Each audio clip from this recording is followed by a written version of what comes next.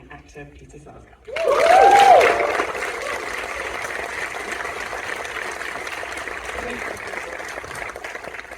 Right, let's. So good to be back. Thanks for your kind words, for the beautiful introduction. Yes, I've been here about 7 times. And I'll keep coming every year, every time I make a movie. Keep inviting me. It's a very important festival to me. And there's not much one can say. I guess if you put together my introductions, they will all be very consistent. I will always say, there's nothing you can say before a film, just play it. But because Peter's here, and I feel that this is some sort of celebration to your talent and your beautiful work and the amount of trust you placed in me. It's special, it's different. Also today was announced, or yesterday was announced that we have a distribution company called Ketchup that is going to put the movie out there this year. So Peter will be, along with Jessica, representing the movie and hopefully, getting the attention that he deserves. The rewards. The rewards. I'll say something better than what I don't like to say much before a film. I'll talk to you all afterwards. Enjoy it.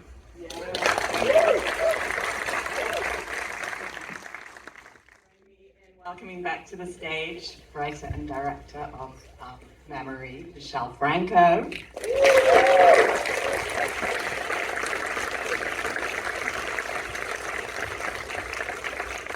And actor Peter Sarsgaard. Thank you so much for being here.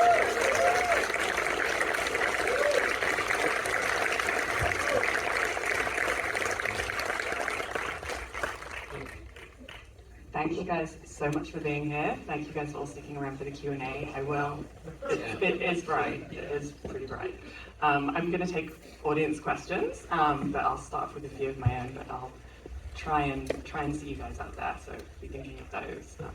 But I just want to congratulate you both again. I love this film. I may have shed a tear again at the end, just then, standing in the back.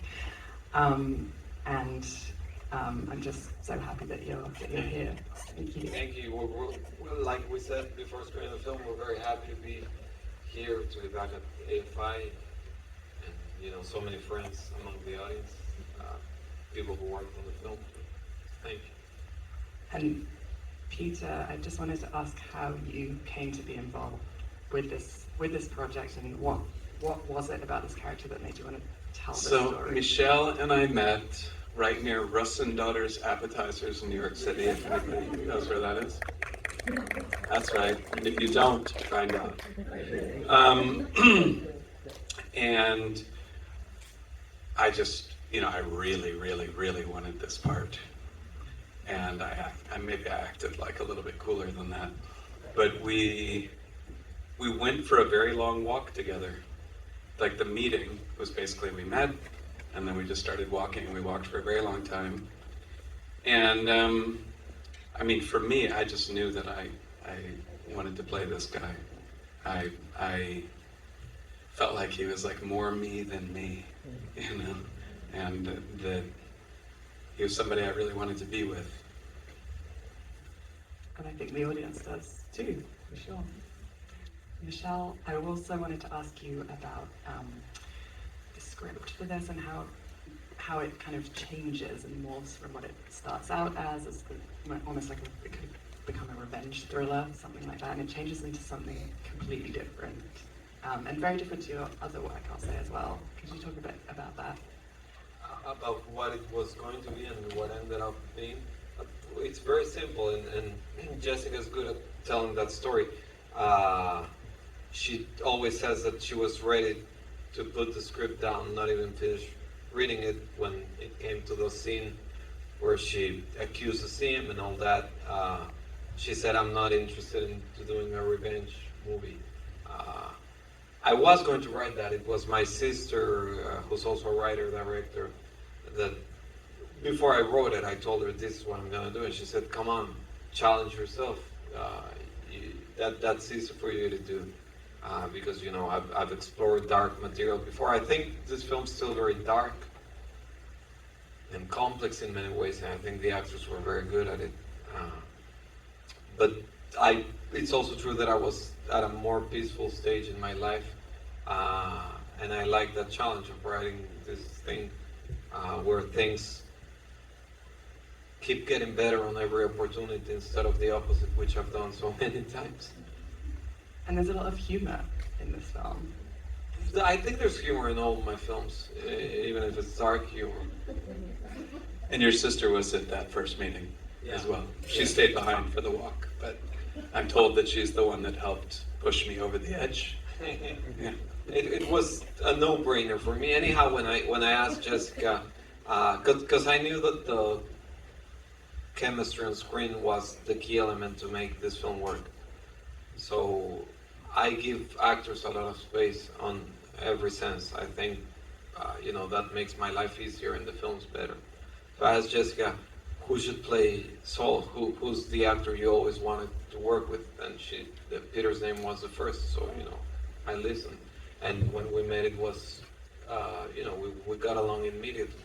And I showed you that I was sufficiently out of shape. Yeah, because I knew Peter's a runner and a former football player, soccer, you say here in the States. So I was afraid of him being like athletic, so Don't be afraid. so on the New York winter, I showed him my belly. I literally, on our walk, I stopped, and because he was talking, you were alluding to it somehow, and I was like, I guarantee, look there at you you. go. Yeah. I said if you gain a few more kilos, that's okay too. Do we have any audience questions out there? I'm trying to see hands. Yes, here in the front in the green. Yes. First of all, thank you both for being here. I was wondering, so as someone who also recently kind of moved to New York City for the first time, I was wondering how much you feel the setting offers both the story as well as the characters. So I'll just repeat the question for everyone in the back. It's about the New York setting and how much you feel that offers to, contributes to the film. I would never do that silly thing where you shoot in a place but you pretend it's a different place. Just to give you even a better example, before we talk about New York, when I shoot in Saul's apartment, we didn't dress it. That's the way it looks. Actually, the widow, the character's widow, the redhead that's on the photos, she's the widow of the owner of the house, just by chance. He's a very Saul character, and I asked him, can we use the photos of your late wife? He said, of course, I take it as a, homage. She's redheaded. Yeah, it was a strange, big coincidence. I shoot in chronological order, in order, so we go back and forth from locations. So I keep it as real as I can. New York's a dream of a city to shoot. I shot a movie in Los Angeles in 2014, and now this in New York. The main reason to shoot films in these cities is because you get the best actors, even day players, for whatever scene. So I love New York. It was, many of my favorite films were shot in New York. And then we shot in Brooklyn because Manhattan, we've seen so much in every movie that most of it is Brooklyn, where every actor other than Jessica lives anyhow. So it was, instead of we had no trailers or any stuff like that. So if we had like a couple of free hours, Peter would go home. Yeah, it was very close to my house. I go home for lunch. Yeah, movies are people make movies about all the bullshit that surrounds the movie instead of about the movie that, you get lost. Everything you do and the way that you shoot, which I think is so smart, is to facilitate the important part of the movie. You're like, we don't need to waste our time running from like a place that's here to a place that's 2 hours away and change locations in this dramatic way. Is like, how about the school is, well, that's a school. How about that place? And it's great because it really is. And you were really into getting into New York City, and you still are. you know, once you get to know a place, you get to know that how similar all of it is in a certain sense. It could be that school, it could be that school. It doesn't matter. Also because I grew up in Mexico City, New York's an okay place for me, you know, it's not overwhelming or anything. As opposed to Los Angeles. I'll also save that for later. Is there a question here? In the hat, yeah. Hi, I was just curious, I feel like it's essential themes of two European characters kind of coming together, but I was curious why those are themes of dementia, alcoholism, and rape. The question is about the themes of dementia, alcoholism, and rape, and why you chose to incorporate this. Well, you first said they're broken characters, and then there's all the subject matters. Well, I don't sit and think what are the subject matters I'm about to explore. They just show up. All I knew when I started writing this film is that Jessica's character would go to a class reunion, and she would meet Peter's character. He would follow her home. I didn't know why. And he would stay out all night. That's how I started writing this film. I don't know why. And then I started to wonder, you know, to get the answers of who they are and what's the backstory. And this is what happened. I didn't even know that the concept of memory was such like a round concept where he cannot remember who he is and she can't forget. You know, that I was surprised when I read the first draft. I was like, well, that's kind of clever and it should be called memory. But I was surprised myself. Yes, here in the front. I'm an editing fellow again.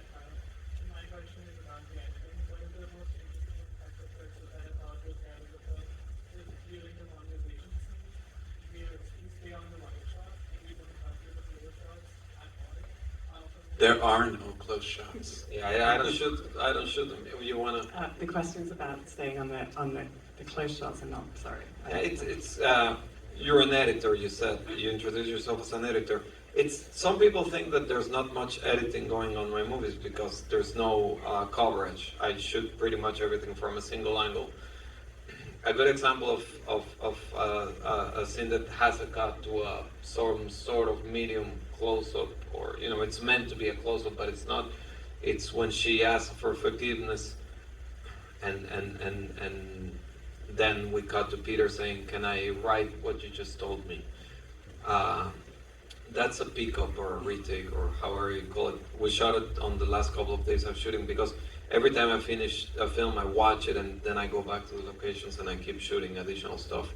But that's an example. I precisely needed Peter's reaction on that scene, but I don't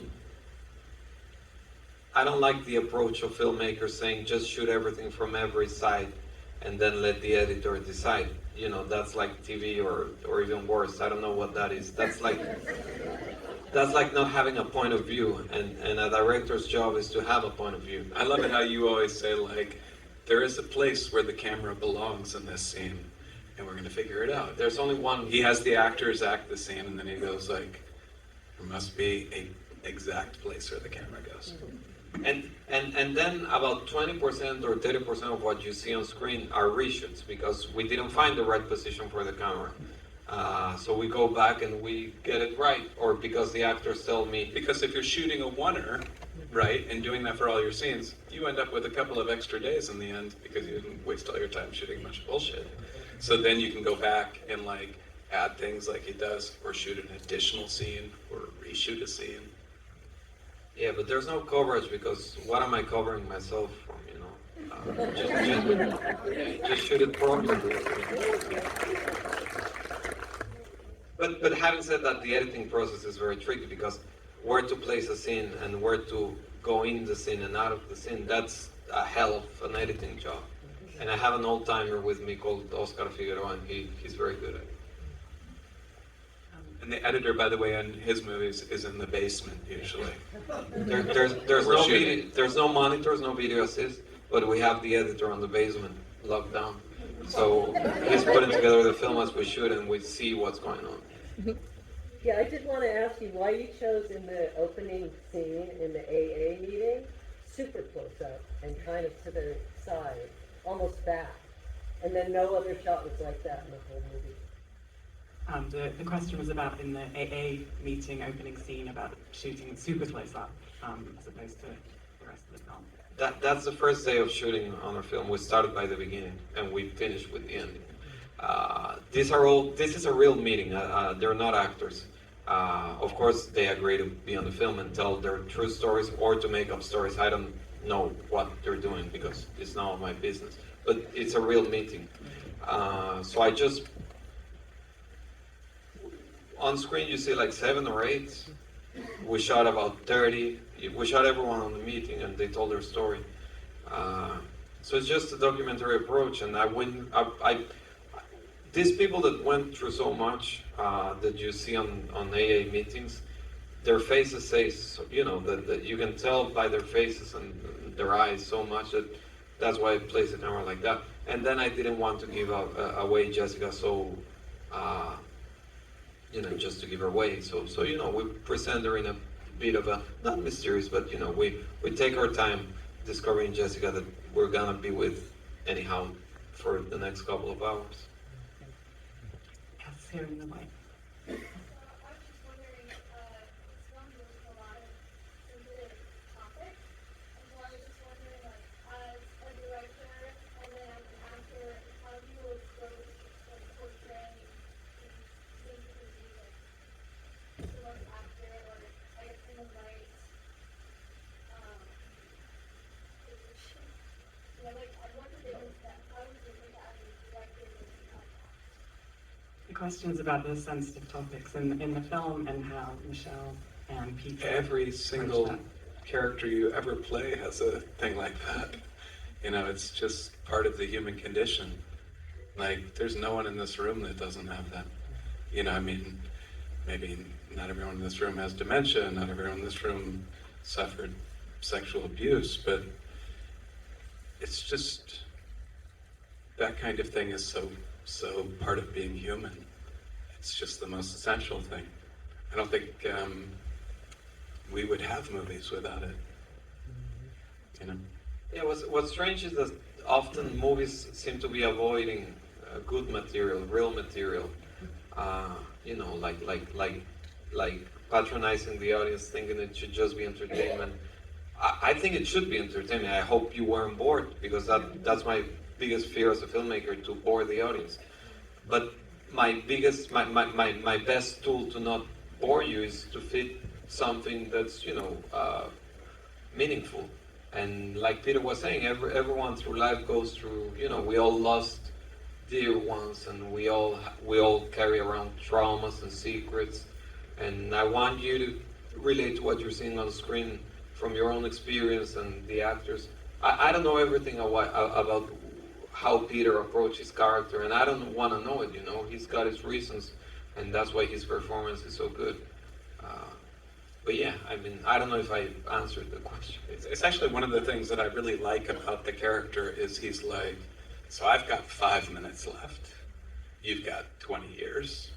Let's use my last 5 minutes together, and we are all facing the same problem, which is that we're going to die.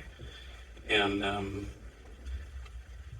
I really just, you talk about someone who has trauma or someone who has a condition, he refuses to be his condition. He's like, I'm not dementia, I'm just this guy who's I think that's why you're time. so good, because you didn't play dementia, you play Saul, and then he's got dementia, And any other actor that's less good than Peter would have played dementia, and then the film would be nothing. Well, the thing is, I also knew a little bit about dementia because my uncle, who I adored, he had it quite young, and he had it because he played football and boxed. And when he was first diagnosed, he was still somebody that you would, he was a little forgetful, but he was still my Uncle Bubba. And I think a lot of times we resign people to a different category of, okay, now you're the guy with dementia. And it gets really rough, and it gets to the point where you question all of it. But what's interesting about this movie is it's the beginning for this guy in a lot of ways, and his brother has certainly condemned him. His brother's like, this guy can't do anything. He's taken over my house. But that's the thing that I always really liked about the movie. Well, thank you guys both so much for being here.